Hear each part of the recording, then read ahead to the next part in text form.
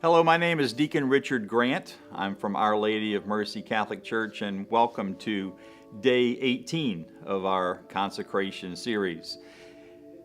This Day 18 focuses on the Gospel of Luke, so hopefully you had a chance to read the passage before we began this video. Luke chapter 17 is a collection of several unrelated teachings and one healing. And this passage, section 17, verses 1 through 10, encompasses four distinct thoughts. Now, the important part of the first teaching is that stumbling is to be expected.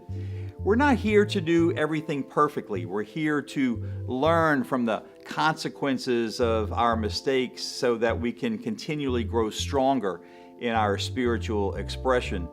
We know that the consequences are far more severe if we deliberately cause others to stumble, therein to cause others to sin.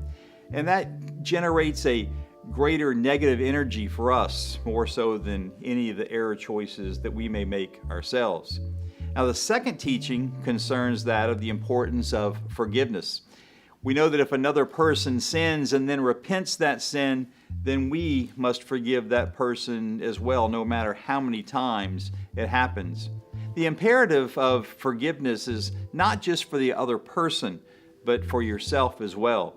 Judgment and resentment of others are great impediments to our own spiritual progress. Hence the awesome sacrament of reconciliation, where Jesus himself forgives our sins. The third teaching emphasizes the vast power that Jesus affirms is in each one of us. His disciples already have faith in God, but they lack that faith in themselves. And if they truly understood the creative power of Christ, then changing or transforming this human experience would be child's play. 2,000 years later, that Christ's potential is still within each one of us and still largely untapped. The fourth teaching is somewhat uncomfortable for us today because it refers to the role of household slaves. But slavery was a very accepted element of the society of that time, and Jesus is able to use everything about this human experience to communicate his spiritual points. And Luke in particular is fond of using the protocol of meals as opportunities to illustrate the importance of serving instead of being served. And after all, Paul is later going to write that we are not slaves of God, but children of God. And if children, then we are heirs of his.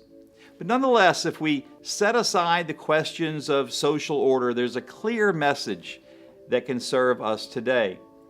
We are not to do our spiritual work in expectation of a reward. We're to keep the emphasis on being of service to others. It's as we serve others and sharing freely our spiritual understanding that our own rewards will be expressed. From Day 18, we're to understand that it can be easy to become very self-centered if you are on our spiritual path, to believe that we must become perfectly holy ourselves. The truth is just the opposite is true. We become holy by freely and joyfully giving and sharing with others. As you continue your 33 days of total consecration to Jesus through Mary, may God bless you all. Our Lady of the Immaculata, pray for us.